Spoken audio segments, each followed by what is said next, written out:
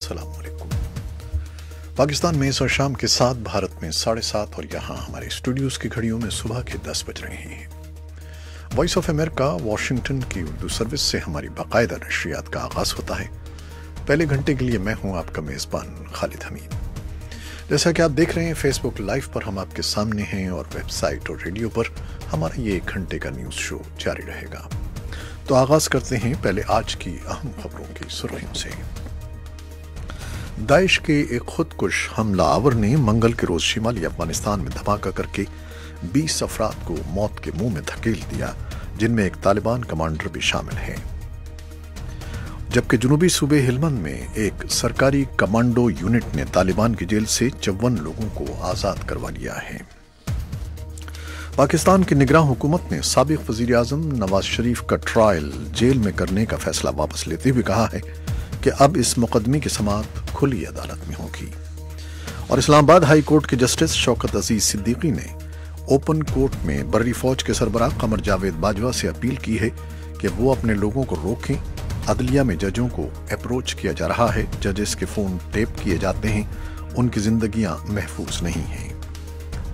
اور شام کے سرکاری میڈیا نے کہا ہے کہ صدر بشار الاسد کی وفادار فورسز نے ملک کے جنوب مغرب میں باغیوں کے ٹھکانوں کے خلاف اپنی پیش قدمی جاری رکھتے ہوئے فوجی اہمیت کی ایک چوٹی تل الحرا کا کنٹرول سنبھال لیا ہے۔ امریکہ کے صدر ڈونلڈ ٹرمپ ایک بار پھر روسی صدر پوٹین سے اپنی ملاقات کا دفاع کر رہے ہیں۔ ایک روز پہلے انہوں نے اپنے اس بیان کو پلٹ دیا تھا کہ انہوں نے سن 2016 کے انتخابات میں ماسکو کی مداخلت پر صدر پوٹین کی تردید کو قبول کیا تھا۔ ایران نے عالمی عدالت میں صدر ڈونلڈ ٹرمپ کے اس فیصلے پر امریکہ کے خلاف مقدمہ دائر کیا ہے جس میں سن 2015 کے جوہری معاہدے کے تحت اٹھائی جانے والی پابندیوں کو دوبارہ نافذ کرنے کا حکم دیا گیا تھا۔ اور تھائی لینڈ کی فٹ بال ٹیم کے 12 نوجوان کھلاڑی اور ان کے کوچ، جن کی 1 ہفتہ قبل ایک سیلاب زدہ غار سے حیران کن بازیابی ہوئی تھی، بالآخر اپنے خاندانوں سے ملنے اپنے گھروں کو روانہ ہو گئے ہیں۔ اور بھارتی دارالحکومت نئی دہلی میں بدھ کے روز ایک زیر تعمیر 6 منزلہ عمارت ایک قریبی رہائشی عمارت پر گر گئی، جس میں 3 افراد ہلاک ہو گئے۔ یہ تھیں 6 سرخیاں، اور تفصیل چند لمحے کے بعد۔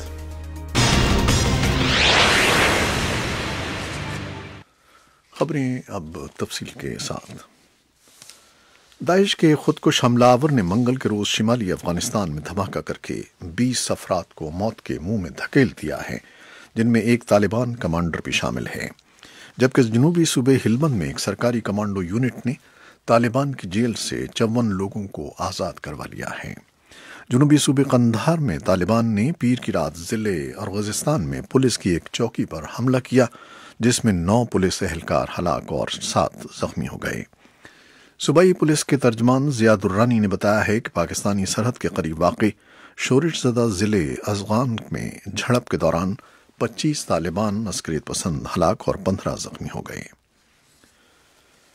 پاکستان کی نگراں حکومت نے سابق وزیر اعظم نواز شریف کا ٹرائل جیل میں کرنے کا فیصلہ واپس لیتے ہوئے کہا ہے کہ اب اس مقدمے کی سماعت کھلی عدالت میں ہوگی۔ نگراں وزیر اطلاعات و قانون علی ظفر نے صحافیوں کو بتایا کہ یہ فیصلہ بدھ کو ہونے والے وفاقی کابینہ کے اجلاس میں کیا گیا ہے۔ پاکستان کے سابق وزیر اعظم، ان کی صاحبزادی مریم نواز اور داماد کیپٹن ریٹائرڈ صفدر اسلام آباد کی ایک احتساب عدالت کی طرف سے ایون فیلڈ ریفرنس میں قید کی سزا سنائے جانے کے بعد اس وقت راولپنڈی کی اڈیالہ جیل میں قید ہیں۔ اور اسلام آباد ہائی کورٹ کے جسٹس شوکت عزیز صدیقی نے اوپن کورٹ میں بری فوج کے سربراہ قمر جاوید باجوہ سے اپیل کی ہے کہ وہ اپنے لوگوں کو روکیں۔ عدلیہ میں ججوں کو اپروچ کیا جا رہا ہے، اور ججز کے فون ٹیپ کیے جاتے ہیں، ان کی زندگیاں محفوظ نہیں ہیں۔ جسٹس صدیقی نے یہ اپیل بدھ کو شہریوں کی جبری گمشدگی سے متعلق ایک مقدمے کی سماعت کے دوران کی۔ سماعت کے دوران عدالت میں پاکستان کی خفیہ ایجنسی ISI کا نمائندہ بھی پیش ہوا۔ شام کے سرکاری میڈیا نے کہا ہے کہ صدر بشار الاسد کی وفادار فورسز نے ملک کے جنوب مغرب میں باغیوں کے ٹھکانوں کے خلاف اپنی پیش قدمی جاری رکھتے ہوئے فوجی اہمیت کی ایک چوٹی تل الحرا کا کنٹرول سنبھال لیا ہے، جہاں سے اسرائیل کے زیر قبضہ جولان کی چوٹیوں پر نظر رکھی جا سکتی ہے۔ سرکاری فورسز کی اس پیش قدمی کے بعد ملک میں 7 سال سے جاری خانہ جنگی اب اسرائیل کی دہلیز کے قریب پہنچ گئی ہے، جس سے علاقائی کشیدگی میں اضافے کے خدشات بڑھ رہے ہیں۔ شام کے سرکاری ٹیلی ویژن نے اپنی فوٹیج میں سرکاری فورسز کو اس علاقے میں سب سے اونچی چوٹی پر قومی جھنڈا لہراتے ہوئے دکھایا ہے، جہاں سے 1974 کی حد بندی لائن اور اسرائیل کے زیر قبضہ جولان ہائٹس نظر آتی ہیں۔ تل الحارہ کی چوٹی، جو سطح سمندر سے 1100 میٹر بلند ہے، سن 2014 سے جہت النصر گروپ کے کنٹرول میں چلی آ رہی ہے۔ اس چوٹی پر سے اردن اور اسرائیل کے الجبیل کے علاقے دکھائی دیتے ہیں۔ امریکہ کے صدر ڈونلڈ ٹرمپ ایک بار پھر روسی صدر پوٹین سے اپنی ملاقات کا دفاع کر رہے ہیں۔ ایک روز پہلے انہوں نے اپنے اس بیان کو پلٹ دیا تھا کہ انہوں نے سن 2016 کے انتخابات میں ماسکو کی مداخلت پر صدر پوٹین کی تردید کو قبول کیا تھا۔ بدھ کی صبح ٹرمپ نے ٹویٹر پر پیغام میں کہا کہ پوٹین اور میں نے اپنی پہلی میٹنگ میں بہت سے اہم موضوعات پر گفتگو کی۔ ہماری بات چیت بہت اچھی رہی، جو بہت سے نفرت کرنے والوں کو پسند نہیں آئی، اور وہ ایک باکسنگ میچ دیکھنا چاہتے ہیں۔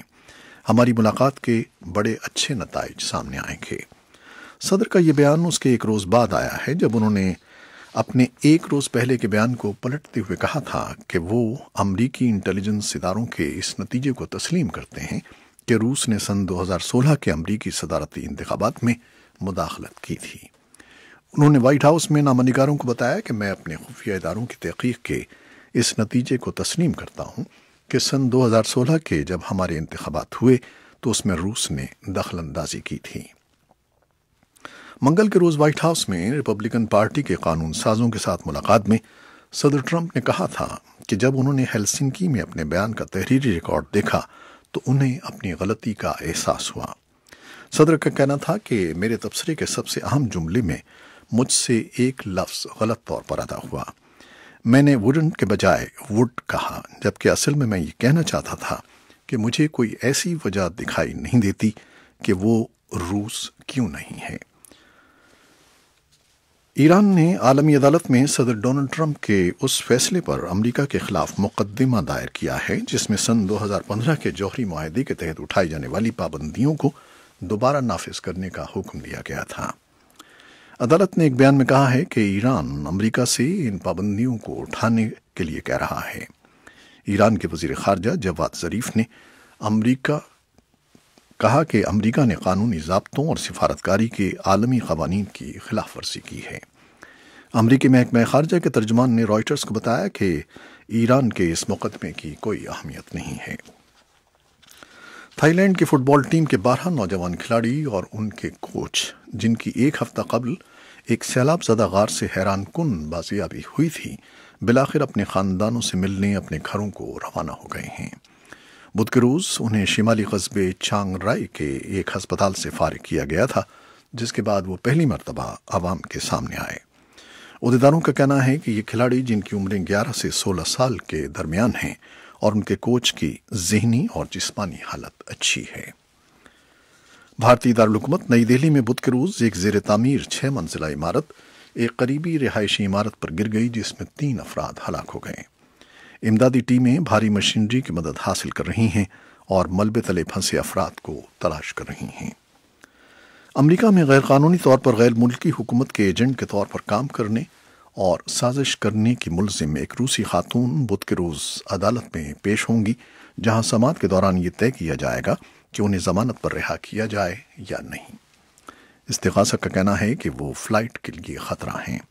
اسلحہ رکھنے کی حامی 29 سالہ ماریا بوتینا پر، جن کو نیشنل رائفل ایسوسی ایشن سے قریبی تعلق بھی ہے، منگل کے روز الزام عائد کیا گیا تھا کہ وہ اٹارنی جنرل کو اطلاع دیے بغیر امریکہ کے اندر روسی حکومت کے ایجنٹ کے طور پر کام کر رہی تھیں، جو غیر قانونی ہے۔ یہ تھیں وہ خبریں جو ہم نے فیس بک لائیو پر آپ کے لیے پیش کی۔ ویب سائٹ اور ریڈیو پر ابھی ہمارا یہ شو جاری ہے، ہمارے ساتھ رہیے گا۔ فیس بک لائیو سے اجازت لیتے ہیں، اللہ حافظ۔